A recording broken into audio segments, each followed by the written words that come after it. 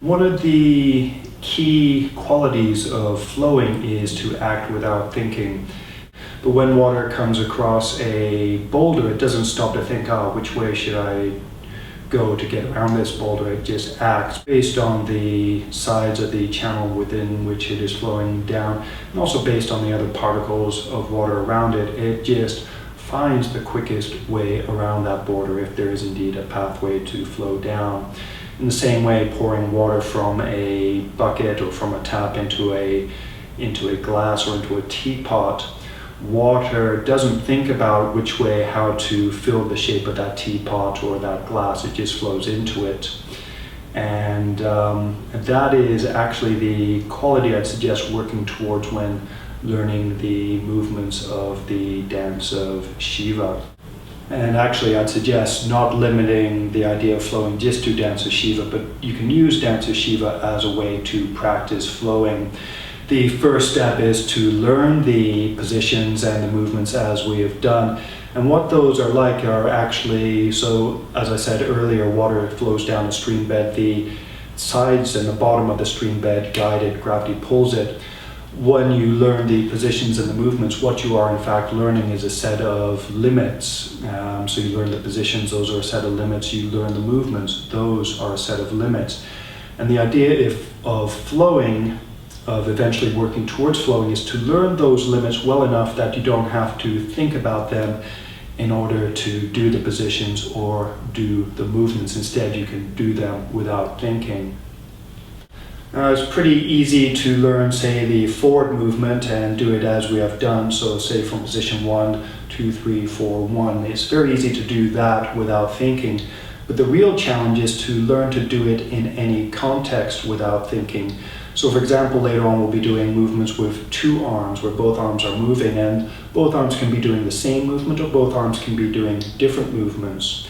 The better you know the forward movement, all of the movements one arm at a time, the easier it is then to do movements with both arms without having to stop and think. So say you're doing forward from here, you don't have to think, okay, this arm goes here, this arm goes here. You just think forward.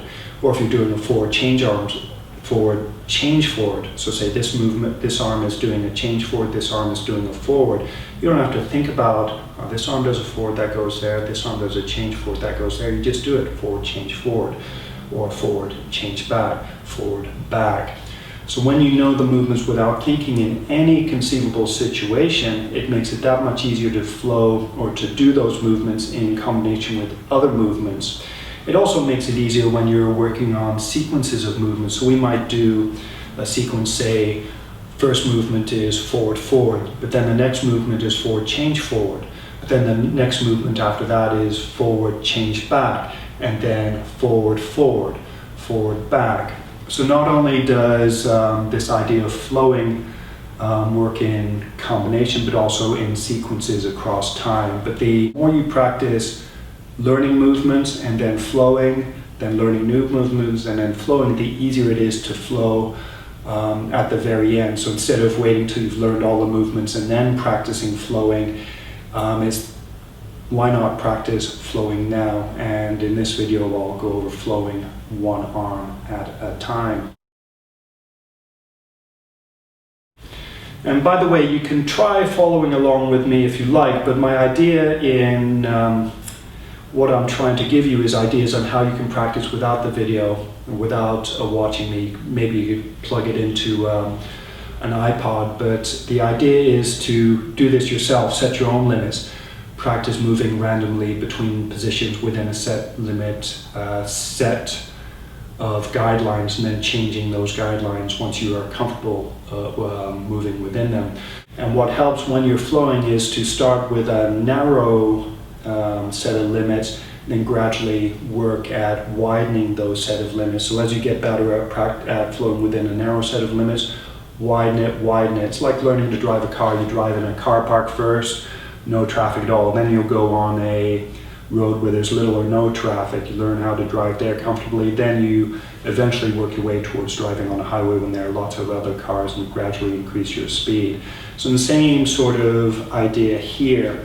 So one of the things that you can focus on is first to set a limit, say only practicing same plane movement, so keeping the arm in the same plane. So, for example, forward, transquarter, and backward, those are all same plane movements. And you can stand on one leg if you like. I haven't talked about how to stand on one leg, but you can do it. Keep this leg stable, this leg just touching the floor, or stand with both legs even, keep your spine long. But to practice the forward, transquarter, and backward movement randomly flowing, all you have to do is limit yourself to numbered positions or lettered positions. So for example, and I'll think about the position and then I'll move. So from position 1, 2, 1, 4, 2, 3, 2, 4, 3, 1, 2, 1, 3, and then change arms. 4, 2, 1, 2, 3, 4, 2, 1, 2, 4. Then try the same thing with the vertical positions. And these are all, even though I'm not calling out the movements, I'm doing the movements just by, I'm limiting myself to those movements just by sticking to moving between movements in the same plane. So A, C, that's a transquarter. D, that's a backward. A, forward. B, D, B, A. C, B, A. D, B, D, A. D, C, A. And then doing the same thing, other arm. Position A, B, D, B, C, A, B, A, B, C, D, B, D, C, A. So once you are comfortable within those set of limits, you can set another set of limits.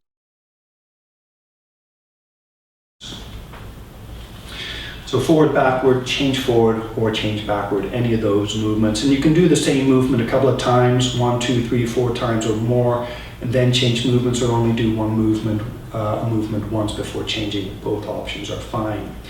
So position 1, forward, 2, forward, 3, backward, 2, change forward, C, change backward, 2, forward, 3, forward, 4, change backward, C, backward, B, backward, A, forward, B, forward, C, change forward, 4, change forward, A, forward, B, change forward, 3, change forward, D, forward, A, forward, B, change forward, 3, change backward, B, change backward, 1, forward, 2, forward, 3, change backward. So there, I'm not quite as smooth at doing this set of limits. I haven't practiced it before, but you get the idea. You can do the same thing with the other arm.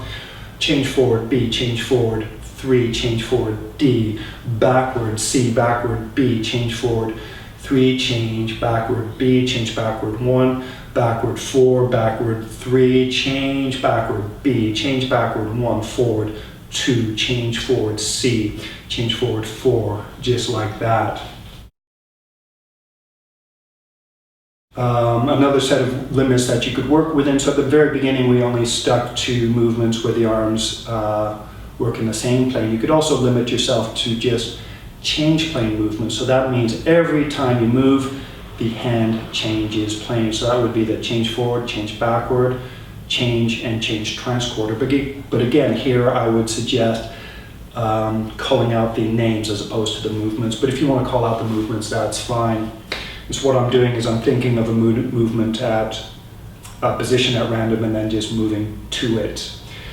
All right, so starting from position 1, B, 3, D, 2, A, 4, C, 2, C, 4, D, 2, B, 3, D, 4, B, 2, C, 4, A, 2, C, C, 2, 4, D, 3, B, 1, C, 2, A, 4, C, 2, A, 3, B, D, 1, 2, A, 4, C, 2, C, 4, A, 2, C, 1.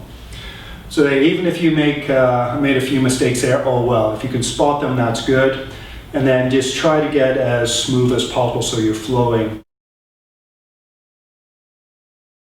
And then the eventual goal is, what you could try doing is no limits. See how freely you can move within positions, any of the positions at random. And there you're not even calling out, you're just doing the movements like so. One thing you could do is focus on trying to make the movements as smooth as possible. So when you're moving, try to prevent any sort of jarring, any sort of hard tension in your body. Try to stay open, try to stay long, try to move within the positions as smoothly as possible, randomly.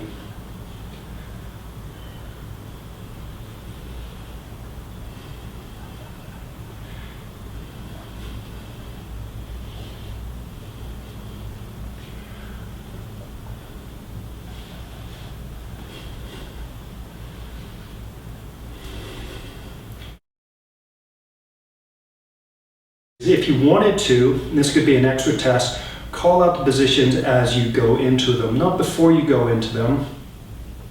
This is just to see how well you recognize the positions, is to create a connection between your brain where sometimes you can call out the positions where you lead with your mind, you think of the position and then you move into it.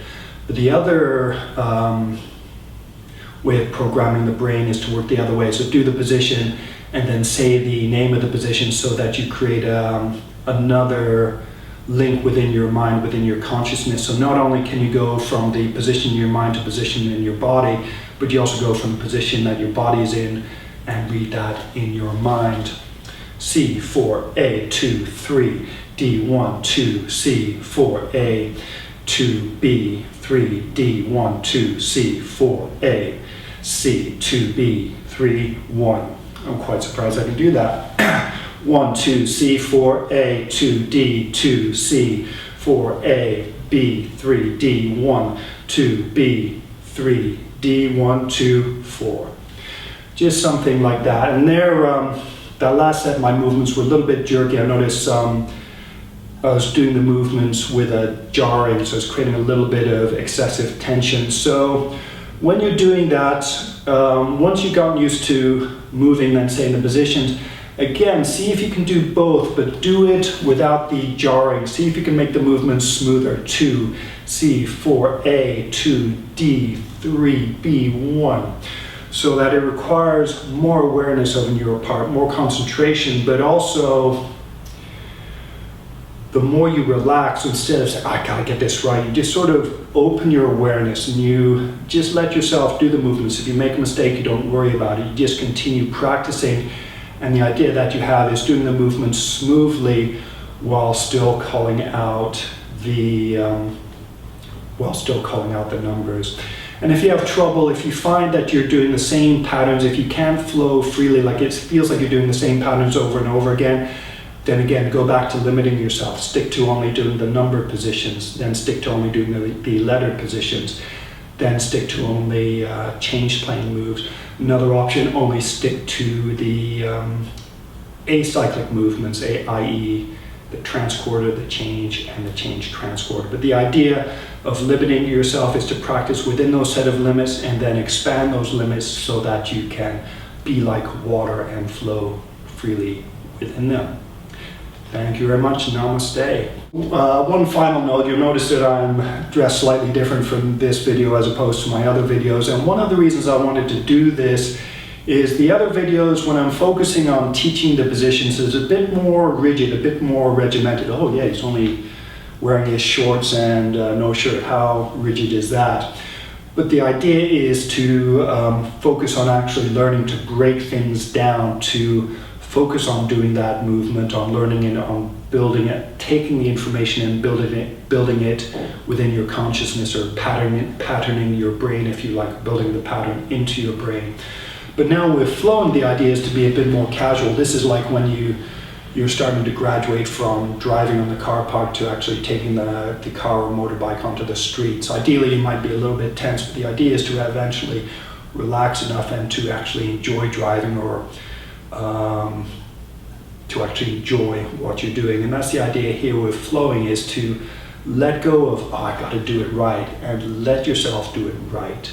If you find you're doing it wrong, then go back to practicing the part that you're doing wrong, or just go back to practicing doing it wrong, the part that you're doing wrong, then go back to practicing flowing again. Because ideally that's what all life is about, I would suggest. And this is what Dancer Shiva is useful for, is first teaching you how to break down things so that you can learn them, so that you can build it into yourself, and then using that information, but rather than being rigid and only using that information in certain circumstances, using it freely, like someone who drives an F1 car and they can drive really fast without having to think about what they're doing, or a Tai Chi or a martial artist, they flow like water. They don't think about how to act, they respond instantaneously because all of that information is built into their body.